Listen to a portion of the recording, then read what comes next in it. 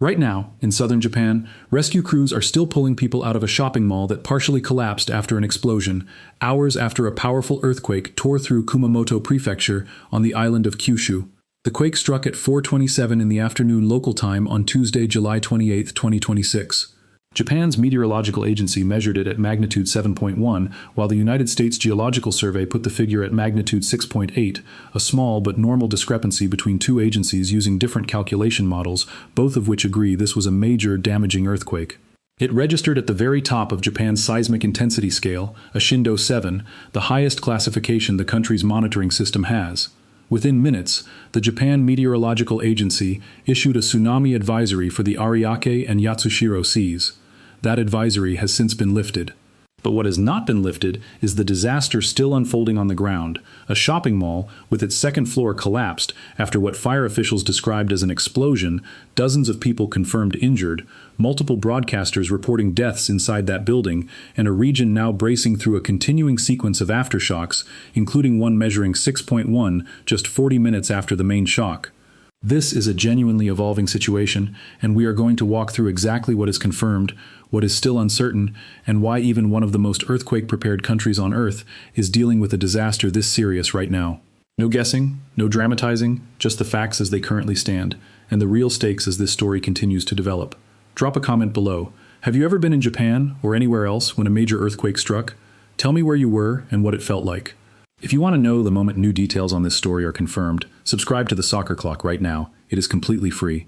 A thumbs up also helps enormously. Let us go for 5,000 likes on this one, so the algorithm actually shows it to the people who need to see it. Thank you. Now, let us get into it. Let us walk through the timeline exactly as officials have confirmed it.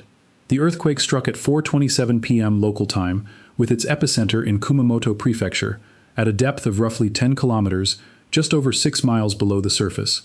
That shallow depth matters here just as it has in every earthquake we have ever covered on this channel, because a shallow rupture delivers far more of its energy directly to the surface, with less rock in between to absorb it, which is exactly why the shaking reached shindo 7, the top of Japan's intensity scale, a level typically associated with widespread structural damage rather than a mild, easily shrugged-off tremor. Aftershocks followed almost immediately. A magnitude 6.1 aftershock struck at 5:08 p.m., less than an hour after the main shock, itself large enough to have been a significant, damaging earthquake entirely on its own in most parts of the world. A further aftershock, measuring magnitude 4.1, struck just after midnight heading into Wednesday. Japan's disaster management authorities have explicitly urged residents in the affected region to remain alert for the possibility of continued large aftershocks, a standard and scientifically sound precaution anytime a shallow, high-intensity earthquake like this one occurs, since the surrounding fault system rarely releases all of its accumulated stress in a single rupture. Now, about that tsunami advisory. Minutes after the earthquake struck, the Japan Meteorological Agency issued a tsunami advisory covering the Ariake and Yatsushiro seas, both bodies of water bordering the Kyushu coastline near the epicenter. It is worth understanding exactly what an advisory means within Japan's specific tiered warning system, because the terminology is precise and deliberately different from a full warning. Japan's tsunami alert system has 3 tiers. A major tsunami warning, the highest level, is issued when waves exceeding 3 meters are expected and mandates immediate evacuation to higher ground. A tsunami warning covers expected waves between 1 and 3 meters, still requiring evacuation from coastal areas. A tsunami advisory, the tier issued here, indicates a smaller expected wave, generally under 1 meter, still capable of dangerous currents and requiring people to stay out of the water and away from harbors and beaches, but reflecting a meaningfully lower threat level than a full warning. The Japan Meteorological Agency is able to issue these assessments within minutes of an earthquake because its earthquake early warning system continuously models expected wave heights based on a rupture's location, magnitude, depth, and the specific mechanism of fault movement involved, work that used to take considerably longer before modern seismic networks made near-instant assessment possible. According to Japan's public broadcaster NHK, that advisory has since been lifted, meaning the immediate coastal wave threat from this specific earthquake has passed.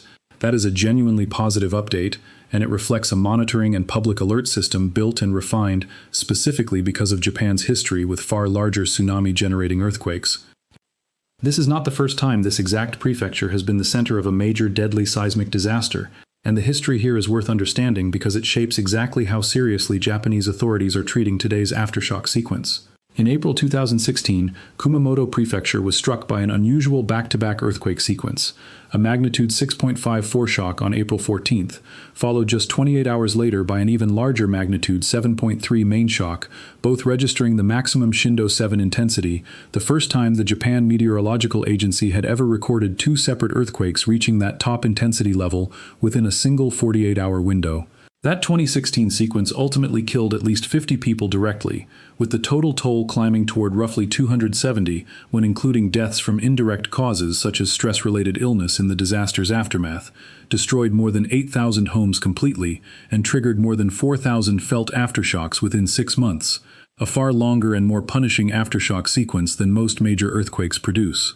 That history is precisely why Japanese seismologists are being explicit right now about the continued risk of significant aftershocks following today's magnitude 7.1 event, since this exact prefecture has already demonstrated, within the past decade, that an initial major earthquake here can be followed by an even larger, more destructive one, rather than a gradually fading aftershock sequence. Now let us talk about what has not resolved as cleanly, because this is where the human toll of this earthquake is concentrated. In the town of Kashima, within Kumamoto Prefecture, the second floor of an Aeon Mall shopping center collapsed following what fire officials described as an explosion, with white smoke reported rising from the building shortly afterward. Emergency services initially reported that many people were trapped inside. Japan's public broadcaster NHK, citing police sources, reported that between 20 and 30 mall employees could not be reached in the hours immediately following the collapse. Reporting on the confirmed death toll from this specific incident has varied meaningfully between outlets as the situation has continued to develop, which is completely normal in the earliest hours after a disaster like this one, and it is worth being precise about exactly what has and has not been confirmed, rather than repeating a single number as settled fact.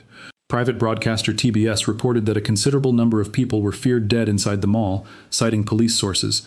A separate broadcaster, Fuji TV, reported that multiple deaths had been confirmed at the site.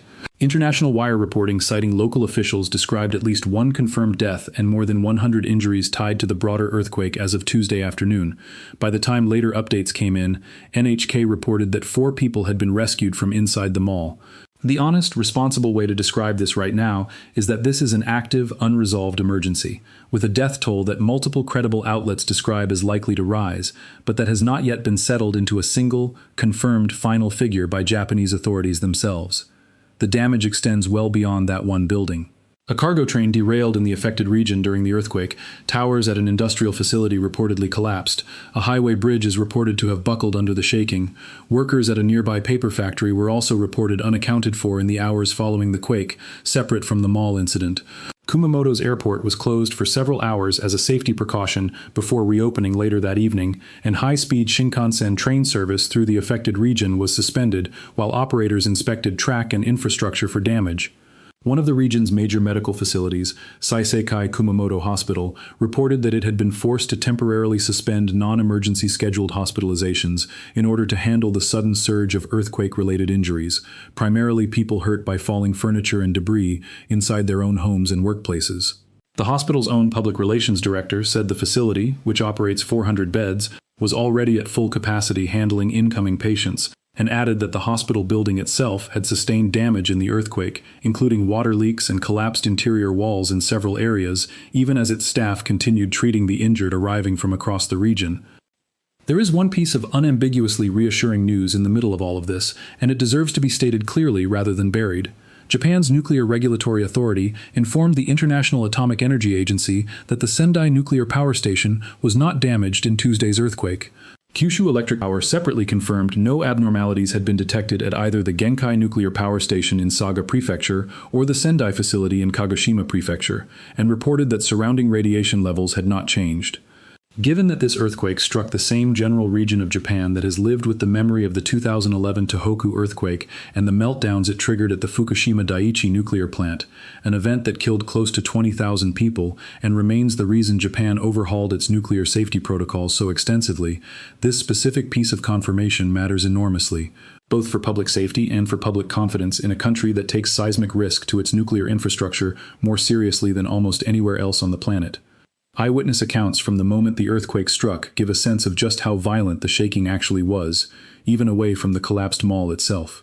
One woman working in an office in Kumamoto City described the sensation to reporters afterward, saying the building swayed violently from side to side and that everyone in the room panicked, fearing the structure itself might come down around them. That kind of first-hand account lines up precisely with the Shindo 7 reading officials confirmed for the area, a shaking intensity Japan reserves for its most extreme, structurally threatening earthquakes, one that can make it physically difficult to stand or move without support, let alone evacuate calmly. So why does an earthquake like this happen here, and why does it happen so often? Japan sits at the convergence of 4 tectonic plates, the Pacific, North American, Eurasian, and Philippine sea plates, and this single country experiences close to 20% of every earthquake on Earth, measuring magnitude 6.0 or higher. Hundreds of earthquakes, both minor and major, strike Japan every single year, the overwhelming majority causing little to no damage at all, precisely because Japan has spent decades building some of the strictest seismic construction codes on the planet, engineering buildings specifically to flex and sway rather than collapse outright.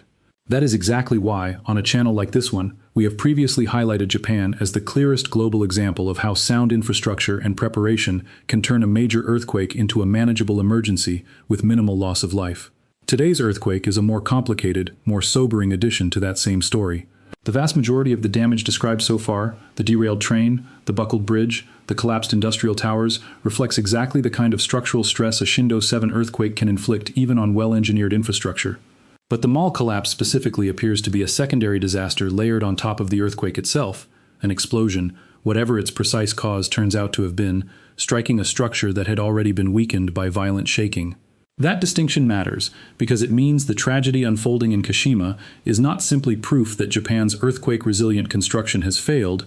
It may instead be a reminder that even a country this well prepared for shaking itself can still be caught by an unpredictable secondary hazard, a gas leak, an electrical fault, a structural failure inside a single building, triggered by an earthquake but not fully explained by the earthquake alone.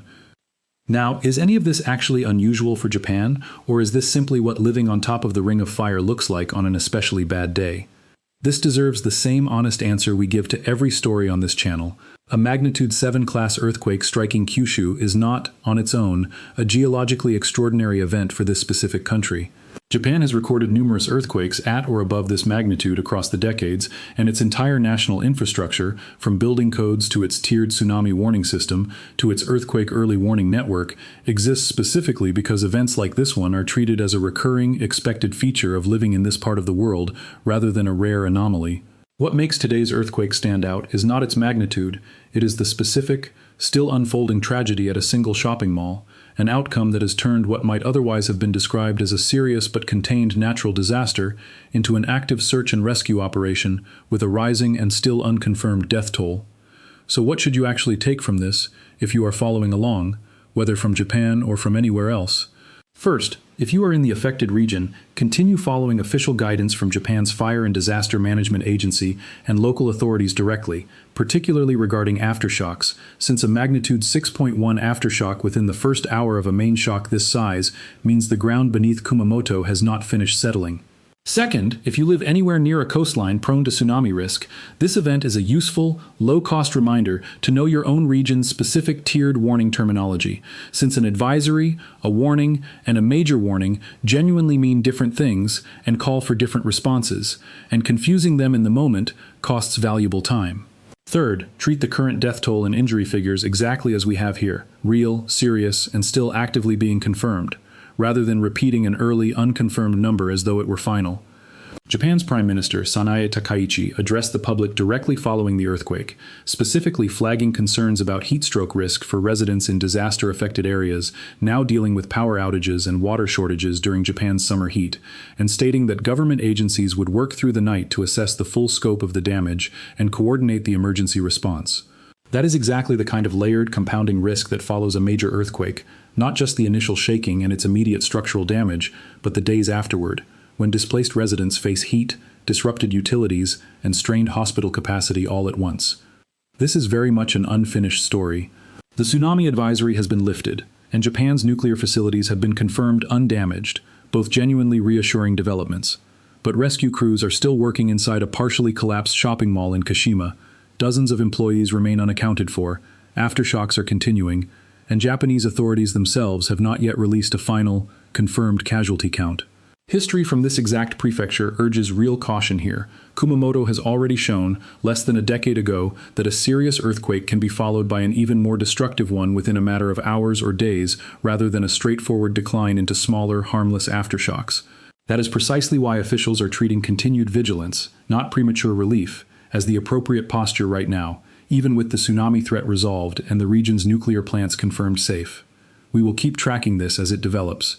Every confirmed rescue, every updated damage assessment, and whatever official figures Japanese authorities release as this response continues. Subscribe to the Soccer Clock so you do not miss it, and leave that comment below. Have you ever experienced a major earthquake in Japan or anywhere else? Let us go for 5,000 likes on this one. See you in the next one.